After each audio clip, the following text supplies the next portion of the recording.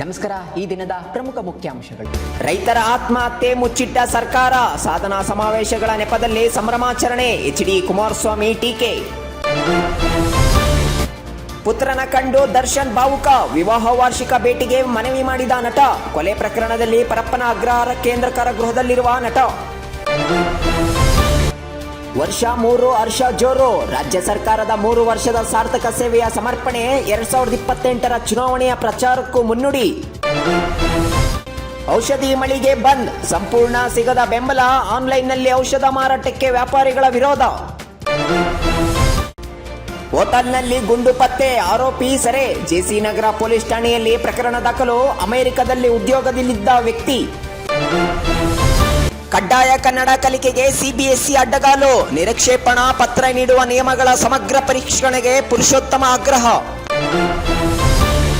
ಕಲ್ಯಾಣ ಕರ್ನಾಟಕದ ವಿವಿಧೆಡೆ ಉತ್ತಮ ಮಳೆ, ಕಲಬುರಗಿ ಜಿಲ್ಲೆಯಲ್ಲಿ 500 ಎಕರೆ ಜಮೀನಿನಲ್ಲಿ ಬಾಳೆ ಗಿಡಗಳಿಗೆ ಭಾರೀ ಹಾನಿ.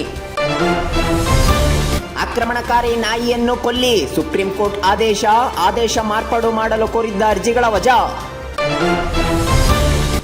ಬಿಯಿಂದ ಎ ಖಾತೆಗೆ 1.15 ಕೋಟಿ ಕೋತ, 4 ನಗರ ಪಾಲಿಕೆಗಳ ಬಜೆಟ್ ನಿರೀಕ್ಷೆಗೆ ತಣ್ಣೀರು, ಕೊರತೆ ಆದಾಯದ ಮೇಲೆ ಮತ್ತೊಂದು ಹೊಡೆತ.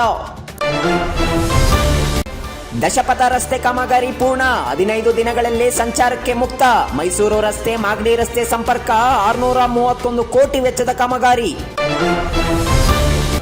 ಪುನರ್ಜೀವನಗೊಳ್ಳುತ್ತಿದೆ ನಾಗವಾರ ಕೆರೆ, 20 ಕೋಟಿ ವೆಚ್ಚದಲ್ಲಿ ಕೆರೆಯ ಅಭಿವೃದ್ಧಿ, ನವೆಂಬರ್ ಒಳಗೆ ಕಾಮಗಾರಿ ಪೂರ್ಣ. ಸಾರಿಗೆ ನೌಕರರ ಮುಷ್ಕರ ವಾಪಸ್, ಮುಷ್ಕರಕ್ಕೆ ಹೈಕೋರ್ಟ್ ನಿರ್ಬಂಧ, ಕಾರ್ಮಿಕರ ವಿರುದ್ಧ ಪಿಐಎಲ್ ಬಳಕೆ. ನೀಟ್ ಪ್ರಶ್ನೆ ಪತ್ರಿಕೆ ಸೋರಿಕೆ ಕುರಿತು ಕ್ರಮಕ್ಕೆ ಆಗ್ರಹ, ಎಸ್ಎಫ್ಎಸ್ಐ ಸಂಘಟನೆಯಿಂದ ಪ್ರತಿಭಟನೆ. ಕಾದಾಟದಲ್ಲಿ ಅಸುನೀಗಿದ ಮಾರ್ತಾಂಡ, ದಾಳಿಯಿಂದ ಗಾಯಗೊಂಡಿದ್ದ ಆನೆ, ಮಾವುತ ಕಾವಾಡಿಗರ ಆಕ್ರಂದನ.